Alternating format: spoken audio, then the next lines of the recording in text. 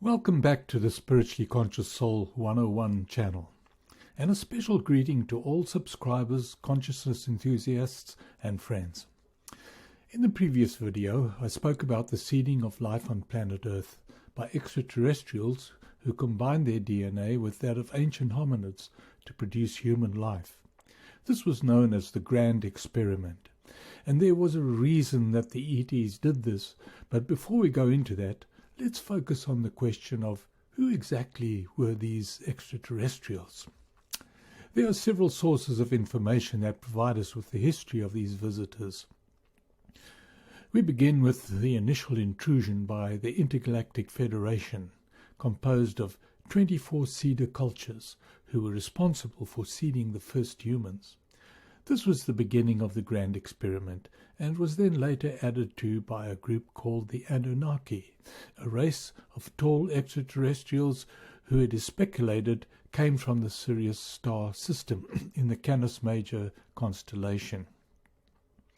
The consequent human DNA blueprint that resulted was that of 20 alien races, plus the Anunnaki DNA and one indigenous species, the hominids. For the impassioned student who would like to study the available evidence, I'll make reference to books that highly recommend for those who would like to research the matter further. These books are the source of my understanding of the subject. There are three providers of Anunnaki information that complement each other in presenting the complete history of the ET intervention. And these are, firstly, contactees, who have or are having contact with extraterrestrial beings and who report on their experiences. One of these contactees is Elena Denan, an experienced French archaeologist who has contact with the Galactic Federation of Worlds.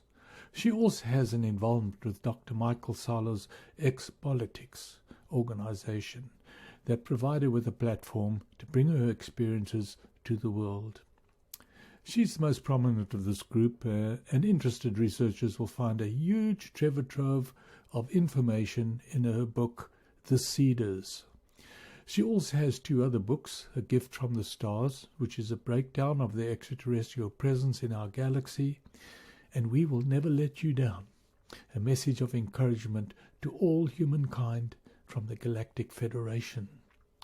The second group are those that professionally interpret the ancient Babylonian and Sumerian cuneiform clay tablet texts, known as the Atrahasis, the Babylonian flood and human creation story, and the Enuma Elish, also known as the Sumerian creation story. These amazing contributors are Matthew Lacroix, his book The Stage of Time, and Zachariah Sitchin, his book The Anunnaki Chronicles. For a comprehensive study of the ET intervention, I recommend these books to anyone who would like to follow up on the history of these ancient visitors. There's a fourth category of writing that I feel should be mentioned here, and that is the Transylvanian book series, written by Radu Cinema and Peter Moon. These books, although written in the fiction genre, are prophetic stories that shed light on a latent reality. There are two books of note, Transylvanian Sunrise and Transylvanian Moonrise.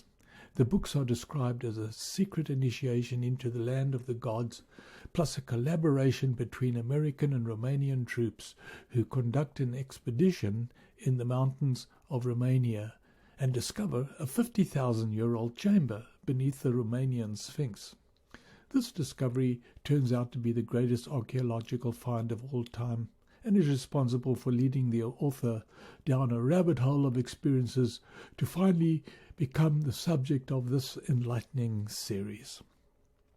As viewers of my channel can appreciate, I'll only be able to share in this video a very limited explanation of the Anunnaki story, and I do this with the hope of imparting a brief picture of the rhymes and the reasons concerning this extraordinary ET intervention.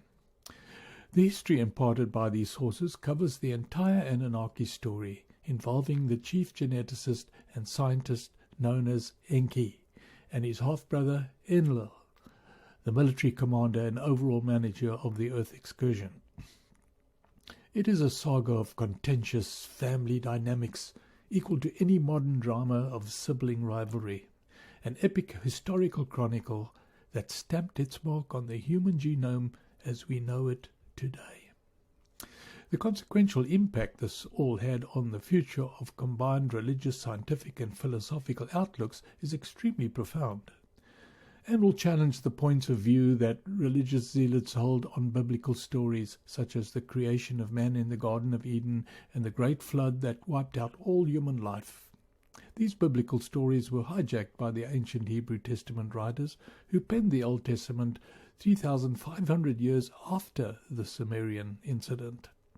Incidentally, accounts such as the Hermopolis, the Egyptian creation account, which had very similar content, also long preceded that of the Hebrews. This point of view will of course be vigorously rejected by religious fundamentalists, and I say this because I've personally been in their shoes. But as a researcher, it has always been my conviction to never reject anything out of hand, that is, without doing the research. From a scientific point of view, there is the inclusion of an advanced genetic component that will have mainstream scientific academics running for cover. And from a philosophical point of view, the inclusion of metaphysical elements such as consciousness and mind will have a similar effect on modern-day mainstream philosophers.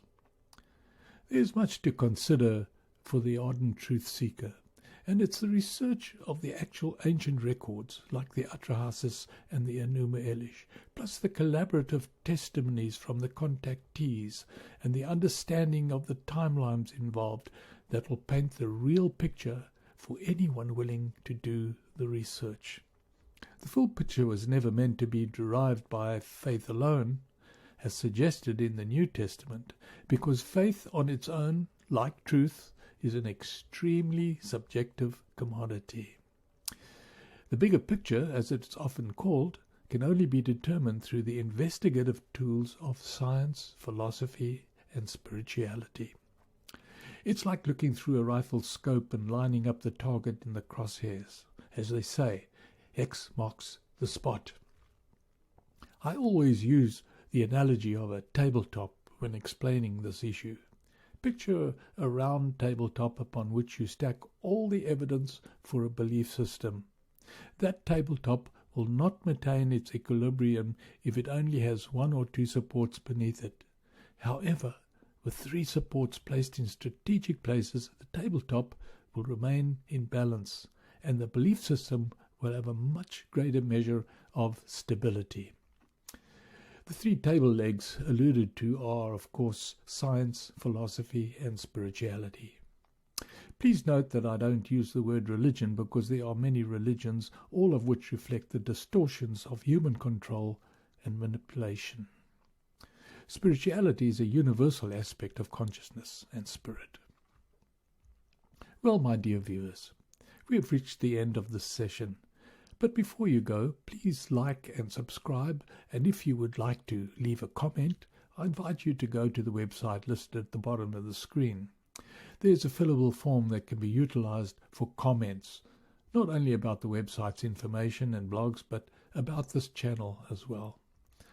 So keep safe, and remember to watch the next installment of Spiritually Conscious Soul 101. Thank you for watching.